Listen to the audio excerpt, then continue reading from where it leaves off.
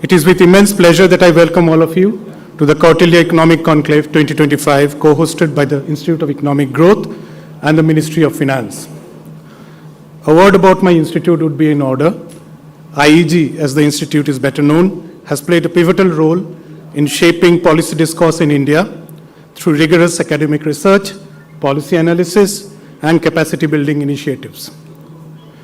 The institute conducts advanced research in areas such as agricultural economics, environmental economics, health, sociology, education, labor, population studies, and macroeconomics.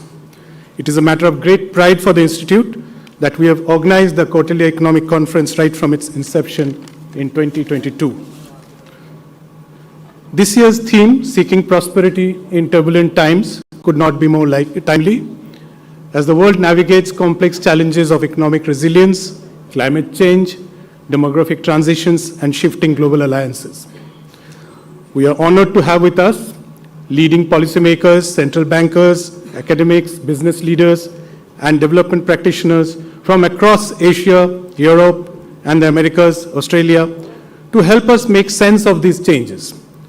This truly makes this conclave a global platform for dialogue and exchange of ideas. Over the past three editions, the Kautilya Economic Conclave has steadily grown in stature. This year, for the next 3 days, the conclave provides a comprehensive framework for dialogue on Asia's emergence as a global driver of growth, India's policy and institutional imperatives, as well as cross-cutting global concerns like sustainability and technological innovations. The program includes 11 plenary sessions, 14 interactive sessions, 2 breakfast sessions, 4 luncheon sessions, and 1 book release function. A special thrust of this year's KEC was on Asia, and you'll find multiple plenaries and interactive sessions on that session this year. I'm confident that the deliberations here will not only enrich academic and policy discourse, but also contribute meaningfully to the way forward for our economies and society. I look forward to engaging discussions in the sessions ahead. Thank you, and once again, welcome to KEC 2025.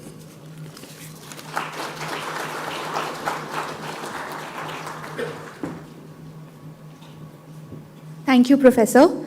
May I now request Dr. Michael Patra, Chairman, Board of Governors, Institute of Economic Growth, and former Deputy Governor, Reserve Bank of India, to deliver his remarks.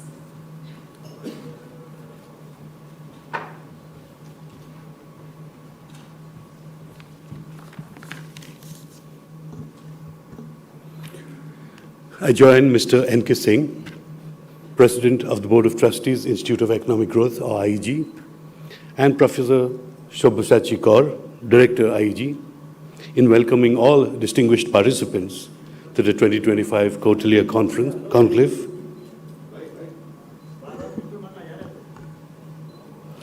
With so many luminaries representing policymakers, practitioners, and the academia participating, we look forward to a rich cross-fertilization of ideas, experiences, and visions over the next 3 days.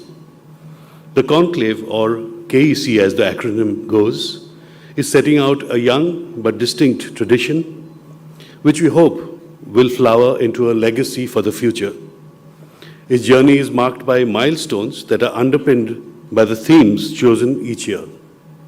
A certain continuity runs like a common thread through specific nuances and flavors that embellish every year's conclave to reflect contemporaneous developments.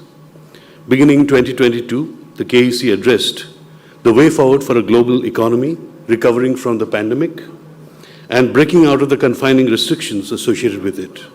Its theme, Redefining the Future, sought to capture that spirit. The KEC moved on in 2023 to deliberate on the impact of geopolitical strife and fragmentation of the global economy and the implications for global governance.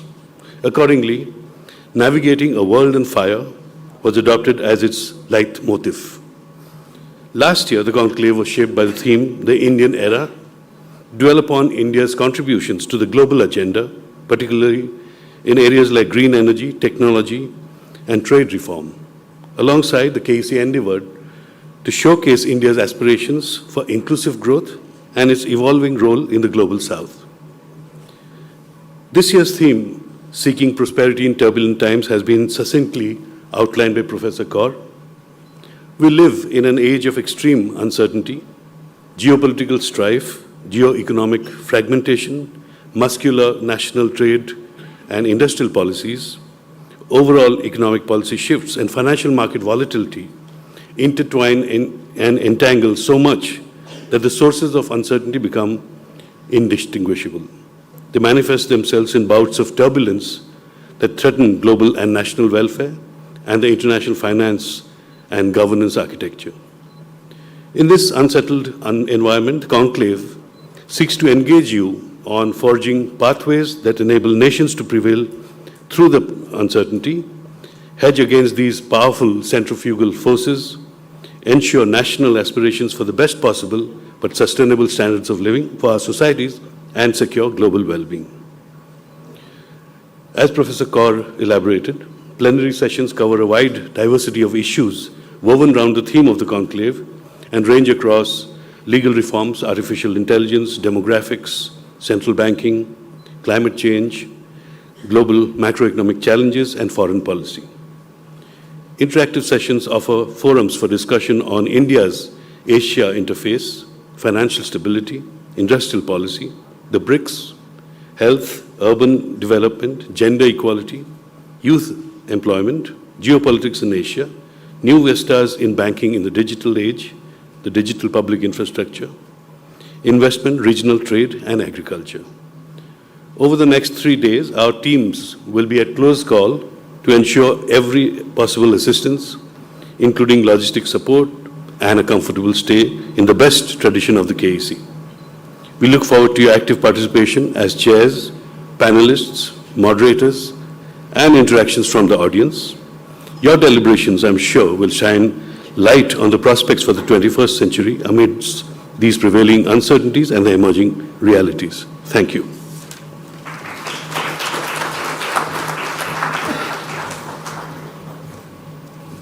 Thank you, Dr. Patra.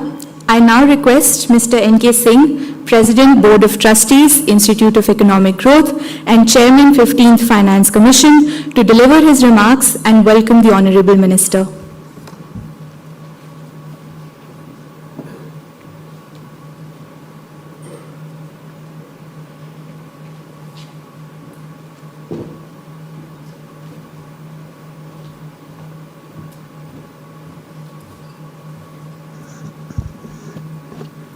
Well, thank you very much. It's my proud privilege to welcome all the participants of this fourth Kautilya Economic Conclave. It will, of course, particularly welcome the Honorable Finance Minister, who conceived of this in interactions 4 years ago, and to say how over the 4 years, the granularity, the content, the pedagogy, and the outcomes have indeed improved dramatically over this short period of time. It takes a long time, Finance Minister, to build institutions and to build traditions. We present to you today a much wider cross-section of participation or a much wider gamut of issues than we were able to do in the first year of its conception. Thank you so much for your continued faith and the continued support which we have received. 9 months ago, in discussions with you, you approved the theme of today, the theme of seeking prosperity in turbulent times. We did not know at that time that months would roll by. The reason for this has only become more and more magnified as the world becomes increasingly more fractured, geopolitics, transactional mercantilism, the decline and the terminal decline, alas, of multilateral institutions and the order which we inherited from the Second World War. In all this uncertainty, seeking turbulence is indeed a daunting challenge. We are happy to be able to all at this moment share the fact that even in the recalibrated estimates on the GDP growth, as of yesterday, the Reserve Bank promoted the idea that we would at least grow at 6.8%. Consider the value Finance Minister, of what this embeds 6.8%. Over long periods and long decades, India grew at roughly 4 to 4.5%. Demographic pressures enabled really at that time for per capita income to only grow at perhaps 1 to 1.5%. In sharp contrast to that, a roughly 7% rate of growth with demographic decline enables per capita income to rise at roughly about 6% per annum. And the power of compounding is such that therefore in 10 years' time, per capita income would indeed double. No mean achievement by any reckoning, a path certainly to increase prosperity. We recognize that with this far-reaching important economic reforms, which you have undertaken, the most recent example being the GST, which enlarges fiscal space, brings relief to every common person in India, makes life easier, business easier, compliance is much easier, and enlarges the participation of young entrepreneurs in India's growing economic prosperity. We therefore must really look forward that to achieve the status of a developed economy, what are some of the things which we need to do? We need to certainly not only sustain these rates of economic growth which we have achieved, but we need to bump it up to closer to let us say 8% or so, which will really enable the realization of a developed India, which is our common quest. I bring to your kind notice, Finance Minister, 4 or 5 things which strike me personally as some of the things which we can do. Not easy, but they are doable. First and foremost, you know very well that for long decades, incremental capital output ratio, for instance, had hung around 5 or so. This has improved to 4.5 or so, but it has stuck at 4.5 for an enormously long time. What can we do to improve the incremental capital ratio in a manner which is credible and in a manner which is doable? The second is that we need to rededicate ourselves on the continued belief that the synchronization of stable macroeconomic policy, which means monetary and fiscal policy acting in tandem, we need to continue this over the next decades, notwithstanding the fact and notwithstanding the bad examples where the federal autonomy of the central bankers are under increasing threat. We are doing much better than what the rest of the world may be doing in this regard. Third, I would say, notwithstanding the fact that tariffs are disruptive, we need to recognize that trade as an engine of growth would be an important factor in continuing this trajectory, and therefore search for common new destinations, new products, new processes are inevitable in this process. I think India also can set an example of embracing disruptive technology in a manner which can be meaningful for job creation. And there can be many ways in which to approach this meaning of job creation. This is a classic example of the Schumpeterian creative destruction at play, when as the old order fades out, what kind of an embracing of disruptive technology can we do to be able to enhance our rates of economic growth? 2 more factors, and I will leave it at that. Finance Minister, we recognize that the next steps of economic reforms would entail continuing this shiny example which you have set on the GST, which is a classic case of states and the union acting in perfect tandem, of states believing that their prosperity lay in a common pursuit with the union government. The breakdown of the hiatus between the center and the states in acting with collective wisdom was the shining contribution of the big GST reforms. It will be daunting but doable. That can we do so in respect of the other areas of economic reforms? Jean-Claude Trichet, who is the first governor of the European Central Bank, and as mentioned by you in our conversation, he's doing a special session this evening on what can Europe learn from the success of the Indian Federation, the success embedded very recently in what you have achieved in the GST reforms, and could Europe perhaps learn from the success which we have achieved? Finally, and fourth, apart from this, how does one rekindle the fact that we recognize that the good old world in which people sought job opportunities in other parts of the world and the kind of visa regime which existed is a matter of history.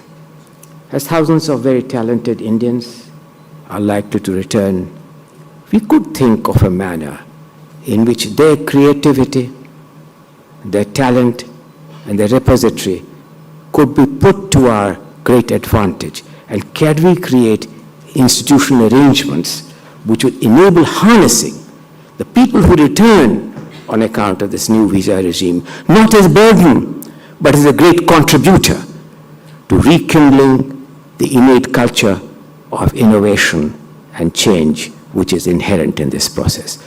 I am confident that under your leadership, Finance Minister, we will be able to reach and realize some of these contradictions, but to realize the opportunities inherent in these challenges. Thank you so much, Finance Minister, for your continued support.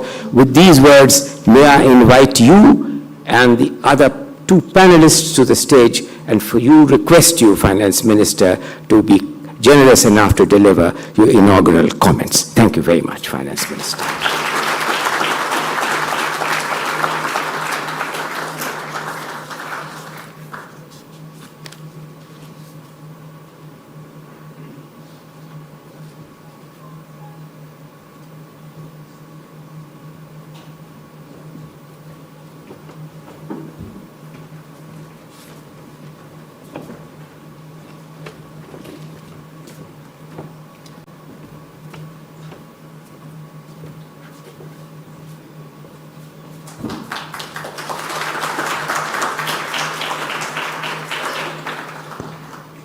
Minister, can I request you to begin your inaugural comments or observations as you would choose to reckon?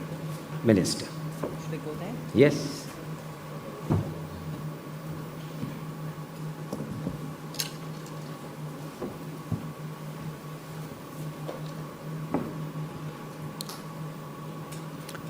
Good morning and welcome to this fourth edition, in which the Institute of Economic Growth and the Ministry of Finance are together holding the fourth edition. And I thank Shri N.K. Singh for persistently building on edition after edition. The gathering and the domain of experts with whom he gets in touch and brings them over has absolutely meaningful participation, and the outcomes have always been very useful for all of us to see where our next steps should lie. So in that regard, the fourth edition for me gives me the confidence that Indian policy making is guided by a good churn at the conclave, and the outcomes have not just helped in our policy making but also in holding global conferences, and the G20 of 2023 stands out as a classic example, where with some hope we were still able to get thinking heads and observers together to talk about the pressing issues as we saw then, which continue to be pressing issues today, of reforming the multilateral institutions. N.K. Singh did make an observation that further and further dilution of multilateral institutions is chiseling away, if I can say, or chipping away the confidence the global community had that somehow we will be able to come around to strengthening these institutions, because they were the ones which held out during times of need. However, with these thoughts at the back of our minds, let me formally give my thoughts here, which largely pertain to the global situation which a country like India, aspiring to take a twin-track approach to this seeking of prosperity, which has been long denied to us. Not denied by anybody else, but denied by factors which didn't help us to project and move faster, some of our own making and some global situations and the uncertainties. But today, Honorable Prime Minister has actually set the two-track in motion, one being reaching by 2047 a position where you are able to say that you're a developed country. Vikasit Bharat. If that is one of the track, the other track is how do you reach that unless you are Atmanirbhar, unless you're self-reliant. Largely, it does not for a moment mean that we want to shut our economy and make ourselves look inward. So if the twin track is ready before us, and we will have to not go on a speed which in terms of numbers at 4, at 5, at 5.5 of GDP, but reach 8% of GDP is the one which can give us the speed to reach the destination by 2047. So with that as a background largely, I'd like to say that it gives me great pleasure to be here among such an esteemed gathering. And I'd like to extend my congratulations to N.K. Singh, the President of Institute of Economic Growth, and Dr. Sabyasachi Khar, Director of the Institute of Economic Growth, for convening the 4th edition of the Kautilya Economic Conclave. We are in an era of unprecedented global uncertainty and volatility. This conclave provides an invaluable opportunity to bring together distinguished economists and policymakers, sharing ideas and engaging in meaningful discussions to solve critical common challenges which most nations face. Is absolutely a responsibility that this gathering cannot shirk away. The theme before us, seeking prosperity in troubled times or turbulent times, mirrors the aspirations of each one of the nations and the world as a whole who are looking to get out of this uncertainty. So we gather at a time when the very foundation of the global order are shifting beneath our feet. The world that emerged after the end of the Cold War, which led to the expansion of globalization, open markets, and the pursuit of multilateral cooperation, now appears to be a relic of the past. For 3 decades, a contested equilibrium allowed nations to pursue prosperity through integration and interdependence. That equilibrium has inevitably been upended, and the rules of international engagement are being rewritten, stating that the present is turbulent in some sense would be an understatement. The scale of the challenge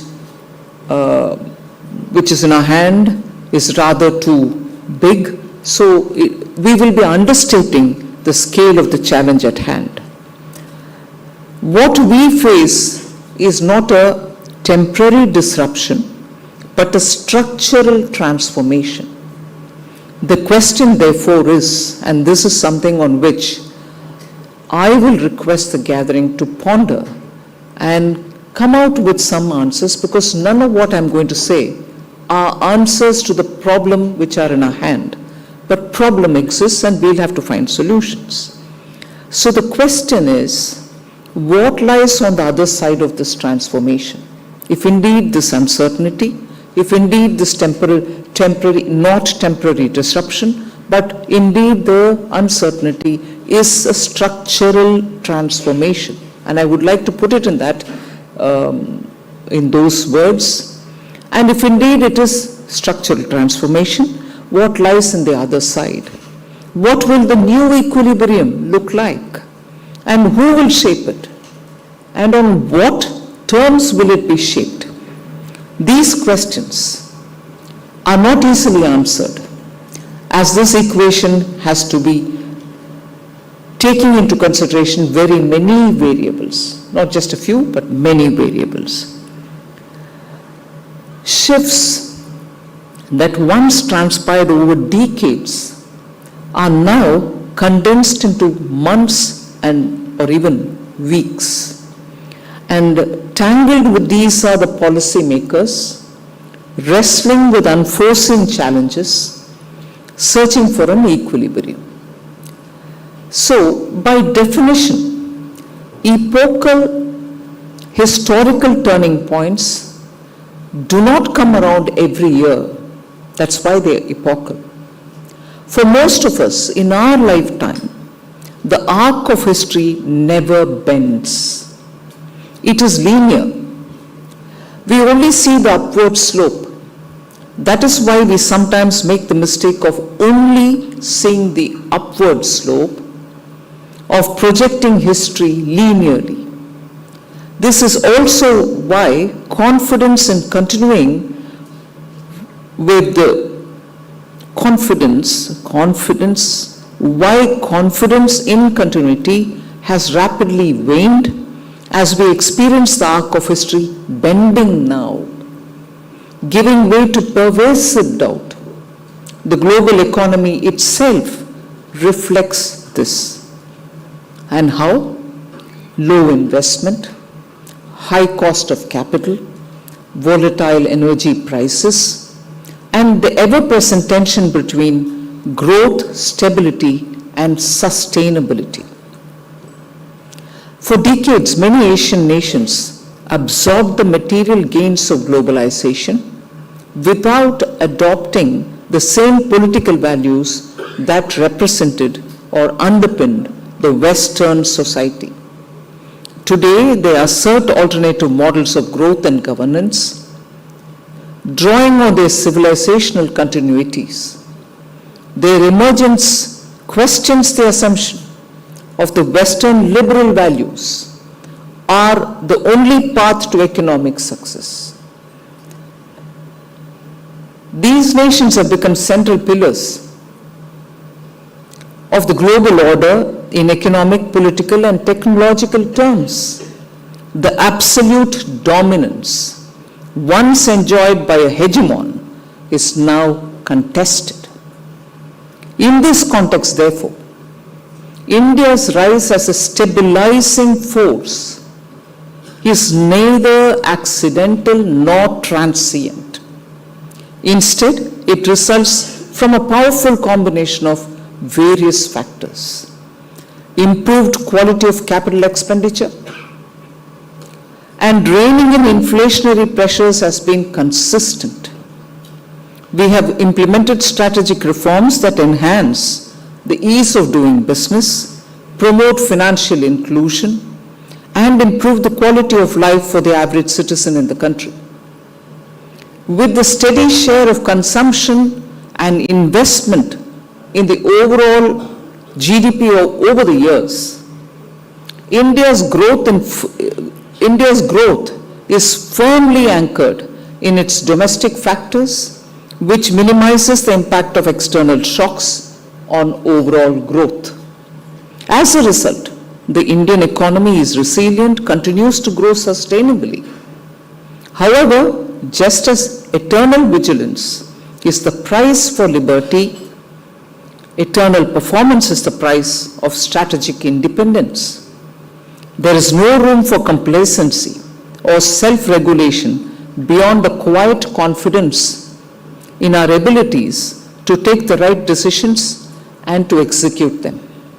For many smaller developing nations, the current geopolitical environment poses fundamental questions. To be sure, there are risks and opportunities, but questions do loom large. Will the world remain unipolar? Or are we entering a truly multipolar age? If multipolarity is our future, what shape will it take? Will it be one of cooperative pluralism, where different models coexist? Or will it harden into rival blocs and spheres of influence? Getting back to the old jargon, forcing nations to pick sides. History offers no guarantees, but the possibility of a fragmented world with multiple centers of power and competing values appears to be more likely.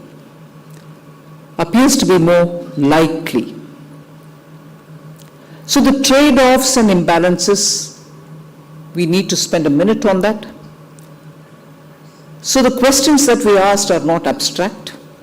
They directly impact lives of our citizens.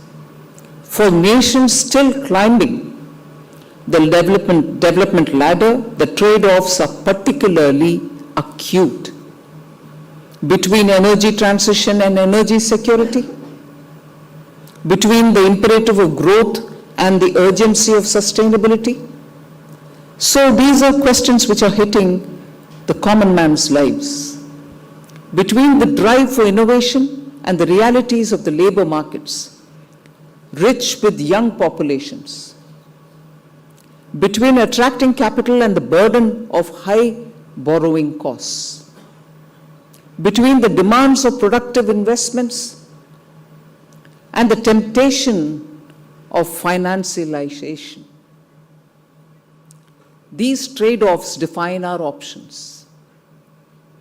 They're not easily resolved, yet they cannot be ignored. These trade-offs are accentuated in a world with trends towards de-risking, decoupling, and hence slowing globalization. Globalization, economic integration, and immigration are not natural states of affairs. They can unravel under pressure as they have in the past. Today, we find ourselves in a shifting global landscape that resembles a zero-sum approach, in part, a consequence of the failures and limitations of the era of globalization that preceded it. So overlaying these in a world of profound imbalances, trade imbalances have hollowed out industries in some nations while creating overcapacity in others. Financial imbalances have concentrated wealth in speculative sectors while depriving the real economy of investment. Energy imbalances have made some societies chronically dependent on costly imports, even as others subsidize their industries with cheap, carbon-intensive power. Net zero commitments pursued with regard to trade-offs risk driving up costs for developing economies while constraining their growth. These imbalances have become structural features of our world, distorting incentives, fueling political discontent, and so on. So the task before us, therefore, is not simply to manage uncertainty, but to confront imbalances, we must ask ourselves, how can we build a global order where trade is fair, finance serves productive ends, energy is both affordable and sustainable, and climate action aligns with development imperatives? How can international institutions be reformed to reflect today's realities rather than yesterday's hierarchies? And crucially, how can the voices of developing nations, no longer marginalized in rulemaking, be amplified in shaping the future? The choices we face are stark, and already we see efforts to reimagine the global financial system itself. Innovations like stable coins are transforming the landscape of money and capital inflows. These shifts may force nations to make binary choices, adapt to new monetary architecture, or risk exclusion. Such developments underscore the scale of transformation which is underway. They also remind us that no nation can insulate itself from the systemic changes. Whether we welcome these shifts or not, we must prepare to engage with them. At the same time, geopolitical conflicts are intensifying. Sanctions, tariffs, and decoupling strategies are reshaping global supply chains. For India, these dynamics highlight both vulnerability and resilience. Our capacity to absorb shocks is strong, while our economic leverage is evolving. Our choices will determine whether resilience becomes a foundation for leadership or merely a buffer against uncertainty.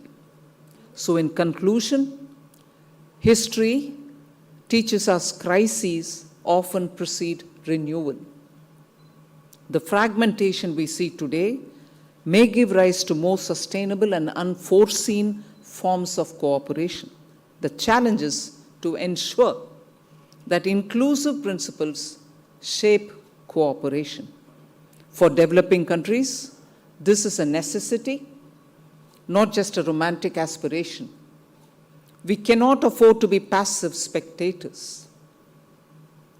In a world where decisions elsewhere determine our destinies, we must be active participants, shaping outcomes where possible and preserving autonomy where necessary. As we reflect on these issues, let us recognize that many of these questions I have raised today may not have clear answers. Indeed, it may be unwise to seek definitive answers at this stage. The value of this gathering lies precisely in its capacity to wrestle with uncertainty, recognize and examine imbalances, deliberate on trade-offs, particularly those of our time, and be open to the possibilities we may not have considered earlier. This must be the guiding vision for our takeaways from these 3-day conference. The themes before us are not isolated strands. They are a part of a single large tapestry. How we interpret this tapestry and how we choose to act with it will shape the contours of our century. It is a big ask and a big task. As more often than not, we tend to have a natural conflict of interest when contemplating adverse scenarios. If we accept them as possibilities, we must act and drastically refashion our lives. However, we must ask difficult questions and address their profound implications.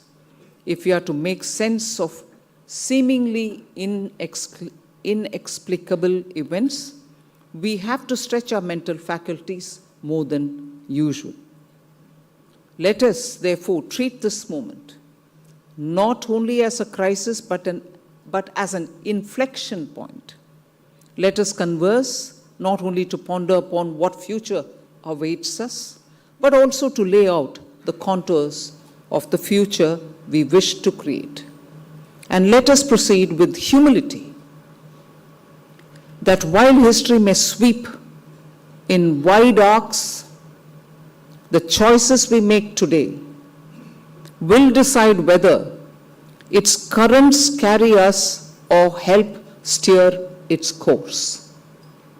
Above all, let us weigh every possible option with intent and strive for constructive dialogue.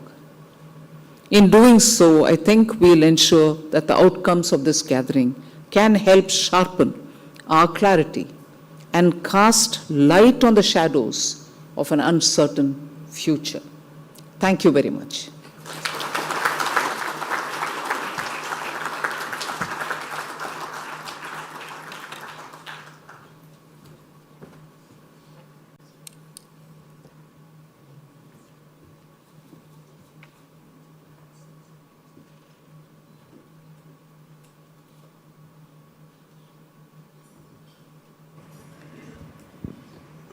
Thank you, Finance Minister, for that outstanding address, a global sweep of the past, the contemporary challenges, and seeking some credible responses from not only the two very distinguished panelists which have joined us on the stage, but to all of us who have gathered here in seeking to find credible responses to these far-reaching questions on a broad sweep of history which you have posed before us. With this, can I request the first panelist, Mari Pengetsu, the Special Advisor for International Trade and Multilateral Cooperation to the President of Indonesia and the Distinguished Visiting Fellow of the Peterson Institute of International Economics, Professor of Economics at the University of Indonesia, to make some observations. Mari.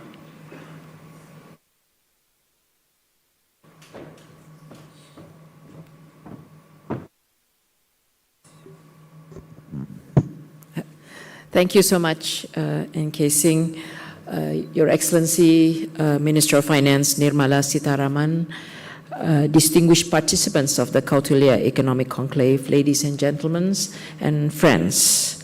Namaste. I am really honored to be here once again at the Kautilya Economic Conclave, an event that I look forward to every year because it is a very important gathering of top thought leaders and policymakers from India as well as internationally. And I think you could have not chosen a better theme of seeking prosperity in turbulent times to really capture our shared challenges as well as opportunities. I think all of us have a good understanding of what these turbulent times means, and I think the minister's speech already really described what we are experiencing. And what we are experiencing is unprecedented. Unprecedented, or more than usual, in the words of the minister, of external uncertainty. I think it's the most heightened in recent living memory, and at the same time, I would add that each of our countries are also experiencing various and different domestic constraints, whether economic, social, or political. So how should us, Asia, including my region, Southeast Asia, and India, respond to ensure that we can travel on the path to prosperity? India has the Viksit Bharat 2047. Indonesia also has Vision 2045, the Golden Vision, to reach developed country status. And it will require us to have higher growth than what our currently is experiencing.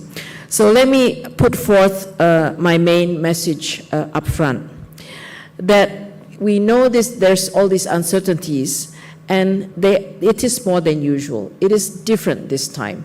And we're not going back to anything that we were used to before all these disruptions happen. So it's not good enough for us to just navigate these uncertainties, which means taking as given the harmful and fragmented course that is before us.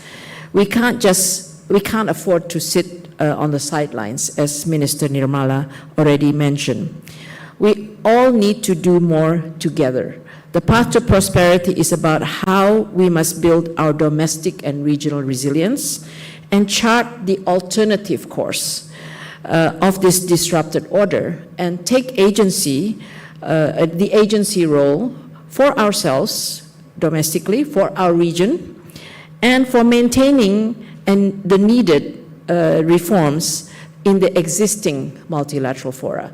So to me, this is really what I think Minister has already really emphasized, that we really need to contribute to what is going to be the new order, which is going to be important for our domestic and regional resilience, and of course for our path to prosperity. So let me just very quickly talk about the what and the how. And reflect on a lot of, I'm very biased on trade issues because my background is trade, but I will mention also, of course, other issues. But let's just very briefly capture what this turbulent times means and why this time it's different. You know, we had a good run in terms of the development path that we all traveled on based on rules-based multilateral order, whether in trade, in finance, and in general, where the rules and disciplines were clear, even on the security side, and unilateral actions by the mighty were disciplined because we had rules and we also had sanctions. But as we know, this has led to, this is now different. And in the past, interdependence was seen as a positive. It's win-win prosperity, based on trust and confidence because of the rules-based order. But now we know this is now given way to where interdependence is actually seen as a source of vulnerability and risk. You can point to the US-China trade war starting in 2018 or even Brexit before that in 2016 and so on. It was beginning to unravel before the current Liberation Day tariffs. And traditional allies and alliances have also broken down, where we don't see the mighty or the major powers championing rules-based order or the needs and concerns of developing countries, as well as I think we are seeing a decline in the way we manage global public goods such as climate and health, and how we should be managing technological disruptions. In fact, we may end up with a very fragmented world, even in the use of technology. And that really hurts us meaning developing countries. So what should be the response? We know that there's been the weaponization of trade and the increased link between economics and security. And if we talk about multipolarity, this is the world we live in now. This is the multipolar world that we live in. And I totally agree with what Minister Nirmala mentioned. I think two things before I try to describe to you the what and the how, at least from a very Southeast Asian perspective. In terms of principles, I think if you talk about domestic resilience and we want to achieve higher growth than before, I think the traditional recipe, which we always go back to, and I still think it's relevant, obviously fiscal and monetary policy, whether they have to be in tandem or whether their role in counter-cyclical approaches. But within that, I think we need to be very cognizant of the need for addressing the social and economic issues within that. In other words, what we are seeing as part of the new reality externally as well as internally is that post-COVID, and actually the slowdown started post-global financial crisis, we all know that there's been a general slowdown of the global economy, and many countries have not recovered fully from COVID, leading to slower growth and slower growth trajectory. It's certainly true in my country, where we are growing at much lower growth than pre-COVID.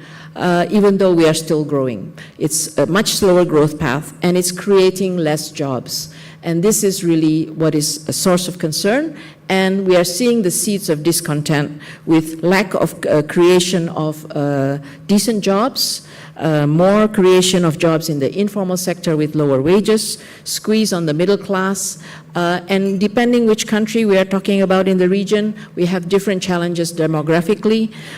In my country as well as in India, it is about absorbing the youth employment, and in other countries it's the opposite with aging. So the issue of labor mobility, talent mobility, and migration obviously is also another issue that we need to deal with. And how do we deal with all these challenges, including how do we transform our growth trajectory? And we are not alone. I think Minister Nirmala used the word, we need to be self-reliant. I think what we need to be is domestically resilient. And that is not just about growth, about creating growth in the usual way that we had done in the past. Trade is very important, investment is very important, but we need to do it in a way which is sustainable and creating decent jobs. In terms of the principle, important principle in terms of the international or regional approaches that we must be all participating in, I just wanted to mention or agree with Minister Nirmala, where she said, we are in a multipolar world. We don't want to be asked to choose sides. We don't want to be part of any closed blocks, I believe. We want to be part of an open region that continues to be integrating as well as doing the win-win interdependence. This is, I think, what we need to go towards. And this is about cooperative pluralism. That was the word Minister used. And how do we come up with the regional platforms and the way we engage with each other that builds back the confidence and trust and the rules base that allows us to continue to integrate and be interdependent, but do it in a way which is not going to end up being fragmented. So just a couple of ideas around those principles. If I just three points, if I may, just very briefly. In the short term, we need to respond to the very unusual circumstances we are all facing with the US. But we must do it in a way which is not beggar thy neighbor, that we are doing bilateral deals to benefit us, but at the cost of others. We are trying to do that within ASEAN, because even though the tariffs that have come out have not looked like very damaging, the longer term uncertainties are great, because you are just talking about tariffs. We haven't even touched all the issues about economic security that are looming. Second, we have to also deal with China within the short term, the second order effect of trade diversion, and what is the term of excess capacity. In the medium term, we must craft our own path. The alternative path is not to let whatever is happening be the given. We need to be the given, be the regional order, and that will benefit us. We need to play an agency role in terms of the regional integration, strengthening our regional cooperation and platforms, as well as our role in international platforms, whether it's the WTO, the IMF, the World Bank, or the G20. The voices of the developing countries and our concerns need to be reflected, not to mention our own South-South platforms, such as the BRICS. Thank you, Mary. Thank you for those observations. I have now great pleasure in requesting Professor Larry Kremer, President and Vice Chancellor of the London School of Economics and Political Science, to make some comments. Larry. Thank you. There we go. Am I on? Yes. Thank you. And it is an honor to be here and an honor to be on the same panel as you, Minister of Finance and NK and Murray. I will try to keep my comments relatively brief. And I want to start in a kind of peculiar way. I woke up this morning and on the plane over, I watched an old high school romantic comedy which I loved when I was a kid. And it does make me think, in a way, all of life turns out to be a kind of high school romantic comedy. Not always romantic, but at least a high school comedy of sorts. And our roles never change in a way. So I was thinking the United States these days looks more like the short-sighted dumb bully in the movie, who thinks that just by bullying everybody without building any kind of relationship, you can get ahead. And Russia looks like the kid who goes out there provoking everybody else, and so on. So when I think about it that way, there actually is a unique role for India, which is the kind of smart kid who stays out of the big fights and makes things happen by building his own capacity, and shows up at the end of the movie and everybody claps always to see them. And although that may seem like a joke, I think there's a lot of truth to it if you think about where we are. So it's impossible to say what the new international order is going to look like. The current one is clearly falling apart. It's not going to be rebuilt.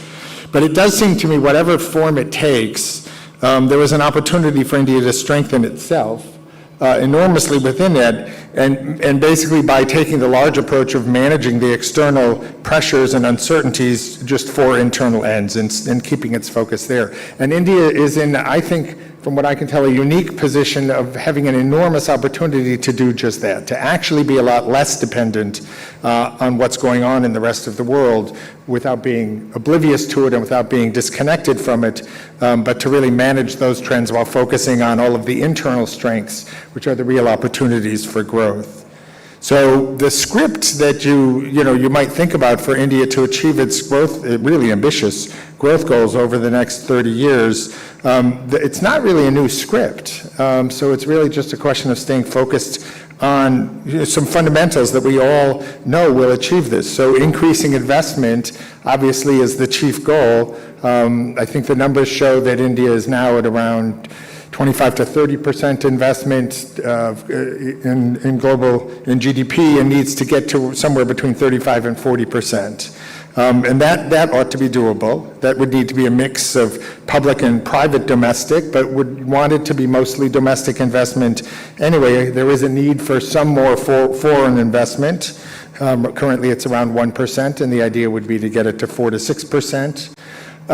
So that's a very conventional goal. What do we need to do to encourage investment within the country, thinking mostly about with domestic investment?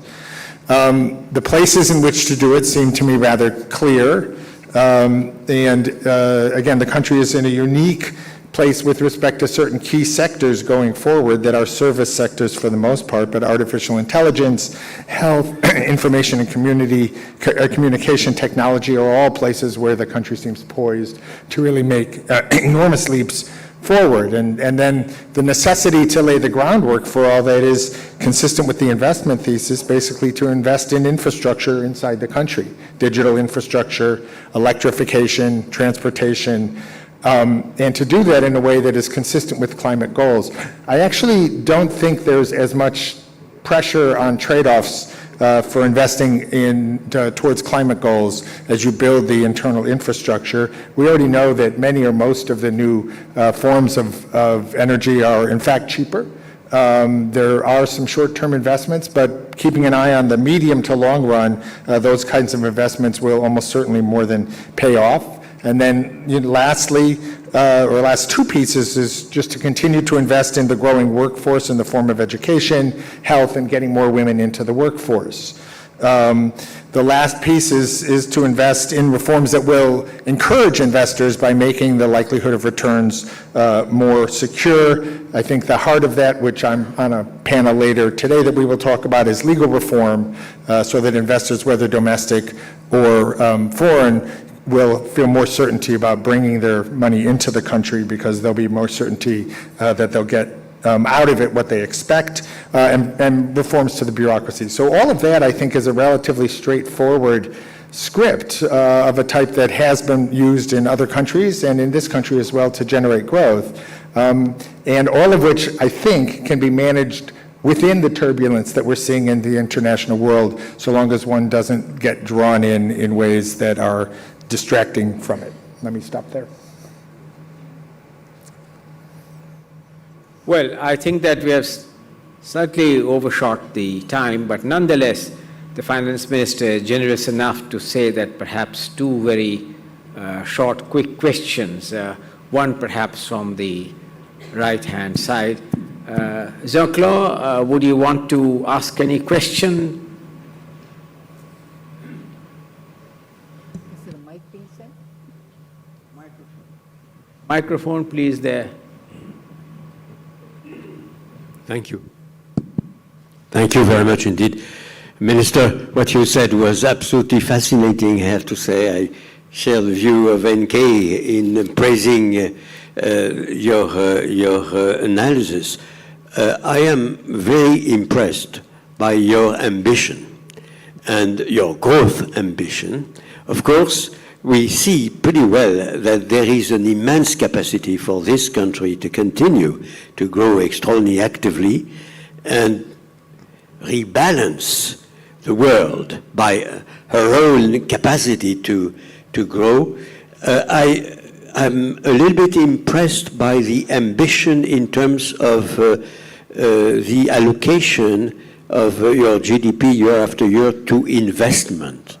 And if you could be more precise, perhaps, to the percentage of GDP that you would earmark to investment every year, I would be very grateful to you.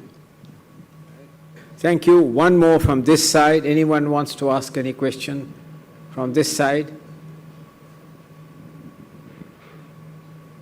Can I request you, Minister, for any remark or observations to the two panelists or to Jean-Claude's question? Well, thank you for this very pointed question, although, as is always, I'm not in a position to commit any number at this moment. However, in the last 5 years, for clear, the numbers have not just grown by 1 or 2%, but has gone significantly high each year. So the commitment for public expenditure or capital expenditure through public finance or money given by the government for creating infrastructure or expenditure for creating assets has only grown rather than even plateaued. So that commitment continues is something which I can assure you. I also can see private investments beginning to see opportunities because unlike public investment, private investments obviously go on commercial considerations, but of late I'm seeing a greater interest in India for public and private investments to grow in sizable number. One nuance which I would like to put forward is the union government or the central government in India does not look at public expenditure as a tool through which it is giving that necessary impetus for the economy, but we have taken the states along with us. When I say states, it's the provinces within the federal structure. So the money is normally apportioned for them to also absorb, to do things within each of the states. I can clearly say that investment money we are giving to the regions so that all regions develop equally with public funds will continue, and there will be even a greater emphasis for states to receive this from us. And we see a lot of absorption capacity there as well. So the accent is more and more of public money, both through the center and the states. But now we see interest reviving in the private sector for PPP projects as well. So that is one side, and the other public expenditure going for R&D, I think is equally not counted so much as infrastructure investment, but it is necessary for innovations to flourish and benefit India. So we have announced a big amount for innovation and R&D, both for private and for public, It's not reserved just for government expenditures. Well, thank you very much. This brings to the close this inaugural session. It's my great pleasure to thank the two panelists and to, of course, thank the Honorable Finance Minister for having generously spared so much of her time for the far-reaching address and also addressed a question, a complex question, which was asked from Jean-Claude Trichet. This brings to the conclusion this inaugural session of the 4th Kautilya Economic Conclave. Thank you very much, Finance Minister.